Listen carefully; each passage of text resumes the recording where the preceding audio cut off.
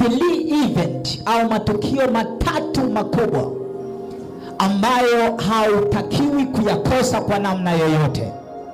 Tukio la kwanza ni service ya mwisho wa mwaka ambayo tunazungumzia Jumapili ya leo. Lakini kuna kitu kingine ambacho hutakiwi kumiss kwa namna yoyote, ni mkesha wa kuhamia mwaka mwingine. Amen. Na kitu cha tatu ambacho hutakiwi kumiss ni Jumapili ya kwanza au ibada ya kwanza ya mwanzo wa mwaka.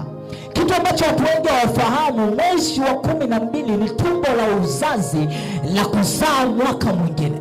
Kwa mwezi wa 12 ni mwisho wa mwaka ambako Mungu anawapa watu ili wazae mwaka mwingine, ili wajifungue mwaka mwingine. Nikwambie kitu ambacho uelewi, mwaka wako utakuwa vile vile ukishinda kubeba mimba mwezi wa 12 na kujifungua mwaka ambao unatamani kuona ukitokea. I don't know kama unanielewa. Biblia inasema mwishoni mwa mwaka wafalme walikuwa wanatoka kwenda kupigana vita, lakini mwishoni mwa mwaka ndio mwisho utaona matokeo makubwa ya manifestation ya nguvu za kichawi, nguvu za giza zinatenda kazi kwa bidii sana mwishoni mwa mwaka. Amen. Unapopewa majira kama haya, ni majira ya kutumia vizuri kuzaa mwaka ambao ni mwaka wenye nguvu, kuzaa mwaka ambao ni mwaka wenye neema, kuzaa mwaka ambao utaona matokeo yakitokea. Amen.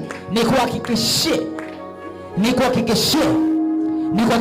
the moment uko hapa leo, the moment utakuwepo hapa tarehe 31, tunauita ni usiku wa kukutana, the night of encounter. Na kuhakikishia mwaka 2026 utaona matokeo ya Bwana. Amen. Kwa wanafamilia wa Jesus Embassy, tafadhali subscribe kwenye alama hiyo nyekundu, gusa, alafu bonyeza pia alama hiyo ya kengele ili kuwa wa kwanza kupata video hizi za mafundisho ya Mungu.